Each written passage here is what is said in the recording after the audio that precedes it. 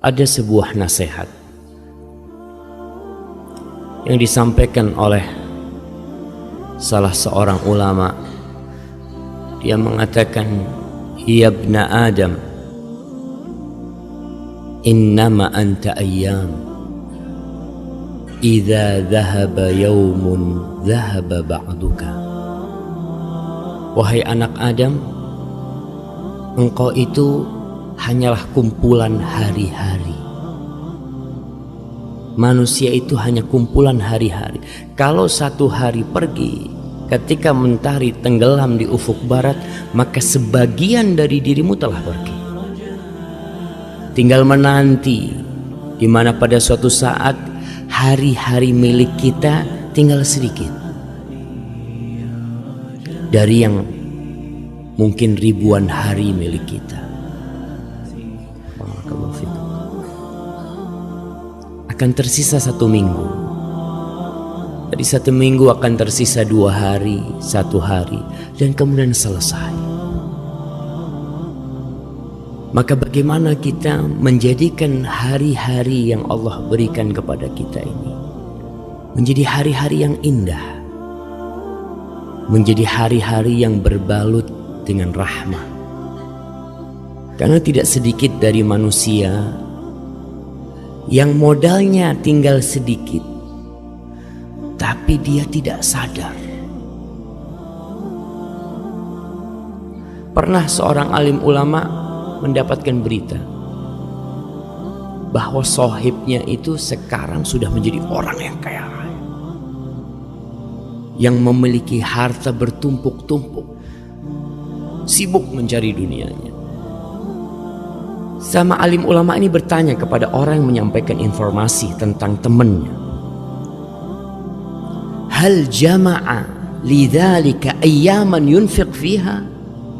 Apakah temanku itu yang mengumpulkan harta banyak juga mengumpulkan waktu, juga ikut mengumpulkan hari-hari untuk dia membelanjakan harta yang dia kumpulkan? Kata temannya, ya nggak mungkin lah. Nggak mungkin manusia bisa menambah 1 hari dari hidupnya, nggak bisa. Kata alim ulama ini, idzan ma jama'a syai'an. Kalau gitu dia tidak mengumpulkan apapun. Kalau kita mengumpulkan harta tapi tidak mengumpulkan hari, terus buat apa tuh harta? Kapan kau akan infakkan tuh harta? Dan terbukti tidak sedikit orang-orang yang mengumpulkan harta, waktunya habis. Modal utama dia waktu habis, sehingga belum sempat dia menikmati semua hartanya. Rasulullah Sallallahu Alaihi Wasallam, beliau mengajarkan kepada kita bagaimana hari-hari kita ini menjadi hari-hari yang indah. Di dalam hadis yang diriwayatkan oleh Ummu Salamah, hadis Ibnu Majah, dan disahihkan oleh Syekh Albani, kata Ummu Salamah, kana Rasulullah sallallahu alaihi wasallam idza asbaha as-subhu yaqul, Nabi alaihi salatu wassalam kalau masuk waktu pagi hari, ini awal hari, beliau berkata,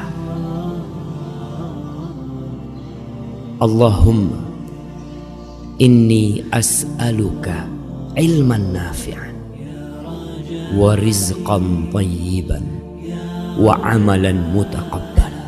Tiap hari memulai harinya dengan sebuah doa, ya Allah, aku memohon kepadamu. Subhanallah, tauhid seorang hamba tidak meminta kecuali kepada Sang Pencipta, tidak memohon kecuali kepada Allah Jalla Jalaluhu. As'aluk. Di sini kita juga diajarkan bahwa seorang muslim tidak perlu kagok, nggak perlu malu untuk memohon kepada Pencipta.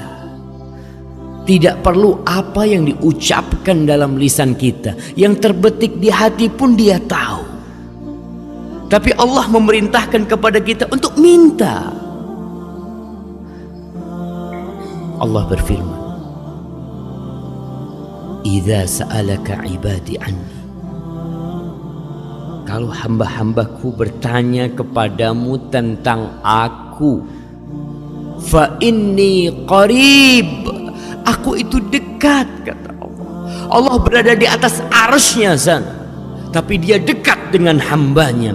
Ujibu da'watad da'i idza da'ani, aku mengabulkan doa orang-orang yang minta. Kalau dia minta, maka kita diperintahkan untuk minta. Walaupun Allah tahu dengan hajat kita, Allah tahu dengan keperluan kita, minta sama Allah. Di ayat lain Allah mengatakan, ud'uni astajib lakum, kau minta sama aku kabulkan apa yang kau minta. Maka Nabi mengajarkan kepada kita untuk meminta, untuk memulai harinya dengan permohonan. Permohonan apa? Kita ini punya modal satu hari ini. Kita nggak tahu sampai jam berapa hidup kita. Di detik keberapa waktu kita akan habis kita nggak tahu. Tapi yang pertama dipinta oleh Rasulullah SAW, ilman nafi'an, ilmu yang bermanfaat. Tidak semua ilmu. Banyak ilmu diajarkan di muka bumi ini. Banyak ilmu dicari oleh manusia, diburu oleh insan sampai ke ujung dunia mencari ilmu. Tapi sebagian ternyata ilmunya tidak membawa manfaat buat dia, buat keluarganya, sehingga ilmu itu mengantarkan ke dalam api neraka. Ilmu apa sih yang bermanfaat? Berbicara tentang kebutuhan manusia kepada ilmu, gak perlu kita meragukan. Kita lihat di negeri kita, SD, TK, sebelum TK PAUD, SD, SMP, SMA, banyak sekali. Itu pertanda manusia perhatian akan ilmu. Tiap hari belajar ilmu. Hari Ahad pun ketika libur orang tuanya ngomong, nak, Ahad bukan berarti kau nggak sekolah, kau tetap belajar. Karena kita butuh dengan ilmu. Tapi ternyata sebagian orang belajar SD, SMP, SMA, S1, S2, S3 sampai profesor, terakhir masuk penjara, korupsi. Subhanallah. Jadi inti belajar buat apa selama ini? Nggak bermanfaat ilmu yang kau gali selama ini. Sehingga kita lihat pemerintah kita mulai berpikir. Berpikir apa? Berpikir pendidikan berbasis karakter. Karena banyak ilmu yang diajarkan nggak bermanfaat. Anak SD dikasih pelajaran dari pagi sampai siang. Kita nih yang pernah sekolah SD, tanya ilmu apa yang bermanfaat waktu SD itu? Sebagian bermanfaat, tapi banyak yang hanya menghabiskan waktu kita tanpa manfaat. Nabi udah ngajarin, kau minta sama Allah ilman nafi'an, ilmu yang bermanfaat. Yang bermanfaat yang mana? Yang bermanfaat itu alladzi yurithul khasyah, yang membuat engkau takut kepada Allah. Ilmu yang bermanfaat yang membuat engkau berbakti kepada orang tuamu, membuat engkau empati kepada tetanggamu, membuat engkau berakhlak mulia, berkarakter yang baik, membuat engkau menghormati yang lebih tua, menyayangi yang lebih kecil, membuat engkau tahu mana yang halal dan mana yang haram, membuat engkau tahu mana kira-kira amalan yang diterima sama Allah dan mana amalan yang ditolak sama Allah. Ilmu nafi'. Nabi alaihi salatu wassalam memulai permohonannya dengan ilmu sebelum yang kedua, sebelum yang ketiga. Karena dengan ilmu kita memang bisa tahu mana yang dibenci sama Allah dan mana yang disukai oleh Allah. Tidak sedikit di antara kita yang berbuat dosa sampai tua ketika tua dia sadar, ya Allah, ternyata yang aku lakukan dosa selama ini. Ya iyalah, kok nggak tahu? Nggak tahu. Kenapa nggak tahu? Ya, selama ini kita ini Islamnya keturunan. Orang tua kita Islam, kita Islam. Kita jarang belajar ilmu agama. Bahkan ilmu agama itu di SD hanya sampingan. Tidak diujikan di ujian nasional. Enggak. Kok nggak belajar pun, yang penting ujian nasional lulus. Sehingga muncul manusia-manusia tidak berkarakter, tidak beragama. Ya karena itu ilmu agama kurang diperhatikan. Padahal itu ilmu yang bermanfaat, sampai mati dapat manfaat.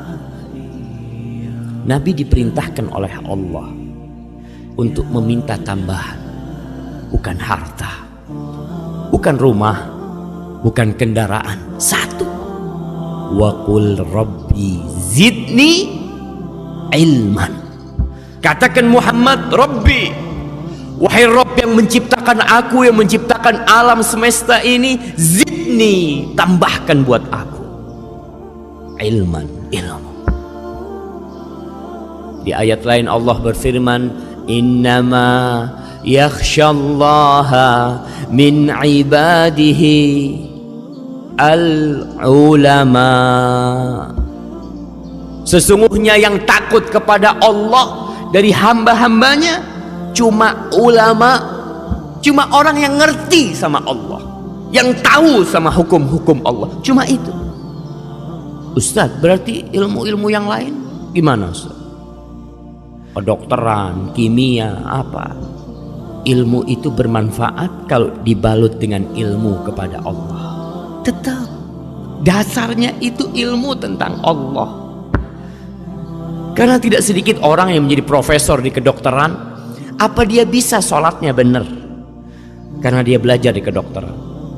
Nggak bakal. Tetap dia harus belajar agama supaya dia tahu sholat yang benar itu gimana. Kemudian setelah itu beliau memohon rizqan thayyiban, rezeki, tidak sembarang rezeki. Bukan rizki yang banyak, bukan rizki yang luas, bukan mobil yang mewah, bukan rumah yang tingkat, bukan tanah yang berhektar-hektar, tapi yang diminta rizqan thayyiban, rezeki yang thayyib. Apa tuh rezeki yang thayyib?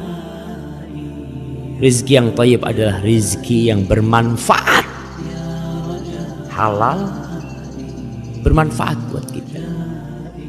Rizki buat kita tuh bukan yang kita tumpuk di lemari kita, bukan. Belum tentu rezeki kita. Tidak sedikit orang yang ditumpukan lemari besinya, anggaplah ada 1 miliar, mati. Setelah pagi hari dia kumpulin duitnya, dia lihat, Masya Allah 1 miliar sudah, dia kunci.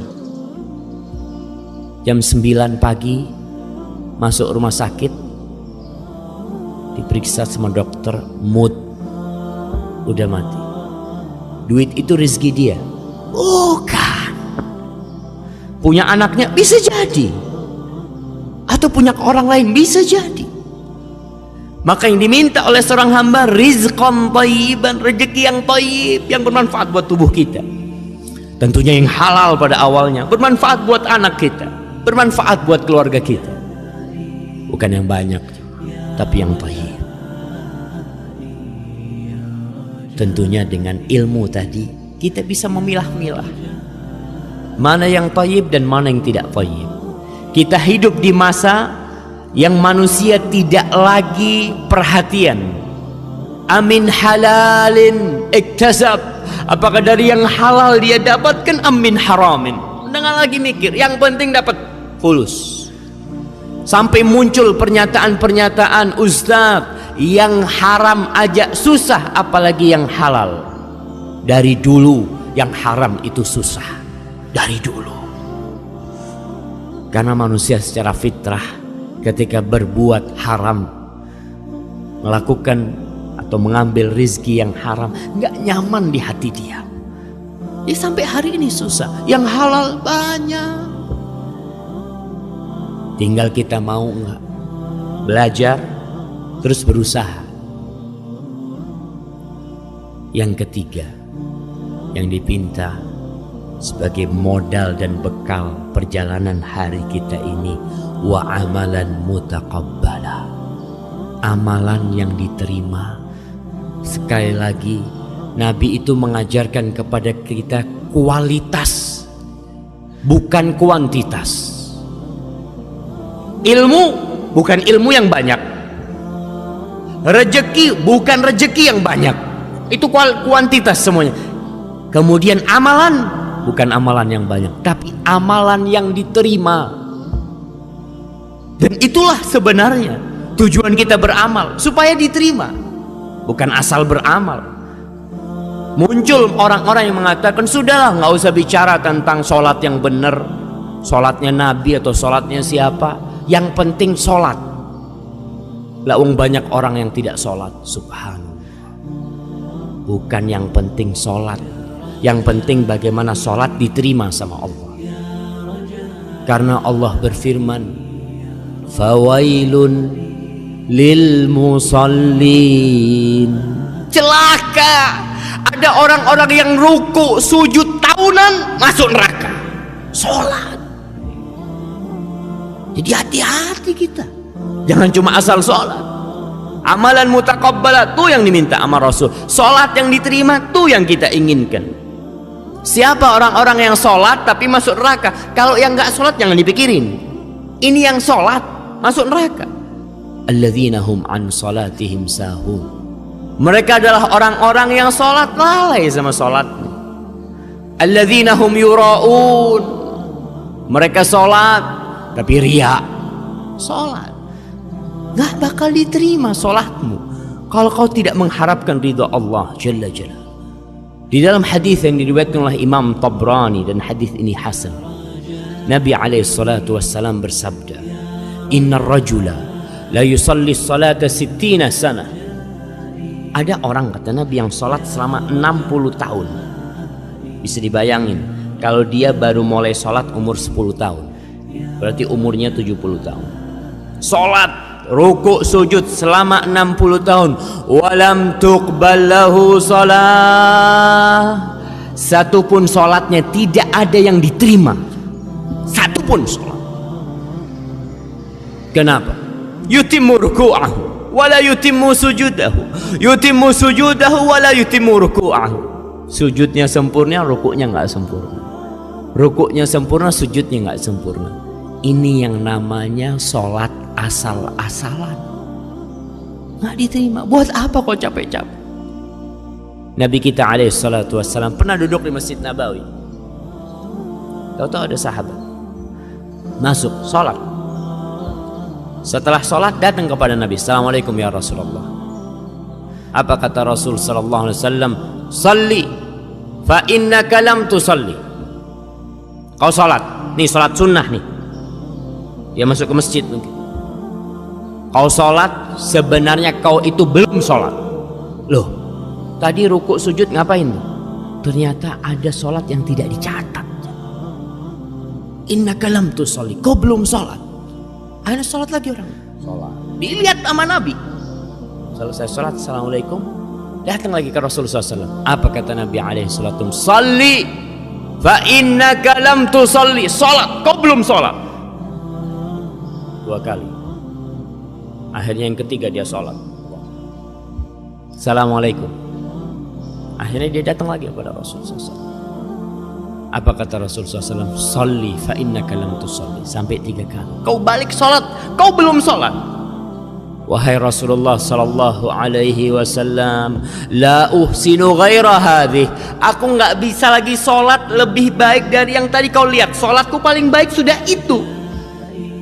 Fa'allimni, maka ajarin aku gimana sholat yang benar.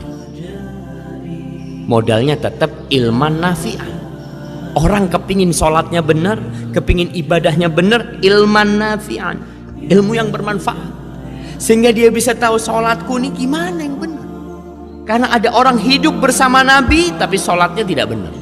Apalagi kita yang jauh jaraknya dari Rasul sallallahu alaihi wasallam. Kalau kita nggak belajar, nggak ngaji tentang sholat, tentang puasa, tentang tauhid kita, sekali lagi, kebanyakan umat Islam di Indonesia itu Islamnya keturunan, sholatnya keturunan, puasanya keturunan. Bapaknya sholli, anaknya sholli. Bapaknya maling, anaknya maling. Ya udah. Maka amalan mutaqabbala kita pinta kepada Allah.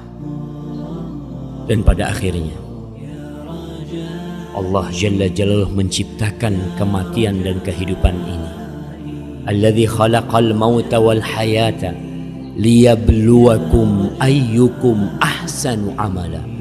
Untuk menguji siapa di antara kalian yang paling baik amalannya, bukan yang paling banyak. Tidak. Maka sekali lagi belajar. Kalau kita nggak mau belajar, bahkan menganggap ilmu agama sebagai sampingan, sebulan sekali datang ke pengajian, sisanya untuk dunia, untuk akhiratmu ya kalau ada waktu. Saat ana masyghul, banyak kerjaan, banyak syugulan, ya gimana? Kerjaan tinggalkan. Ketika kita datang ke majelis ilmu, ingat kita datang menuju jalan-jalan surga. Oke, kita pulang dari sini nggak dapat fulus, mungkin kita tutup toko kita sehingga orang berpikir rugi anak Ustaz. Nggak rugi, nggak bakalan rugi tatkala kau keluar menutup tempat kerjamu menuju Allah Jalla Jalaluhu. Allah berjanji semua langkahmu akan dirangkat menjadi satu derajat buat engkau, dihapuskan dosamu, kasih pahala. Hadza wallahu a'lam bishawab. Itu yang bisa kita kaji pada kesempatan kali ini. Jangan berlalu pagi hari kecuali kita mengatakan Allahumma inni as'aluka ilman nafi'an wa rizqan tayyiban wa amalan mutaqabbala. Wa sallallahu ala nabiyyina Muhammadin wa ala alihi wa sahbihi wa sallam. Wassalamu alaikum warahmatullahi wabarakatuh.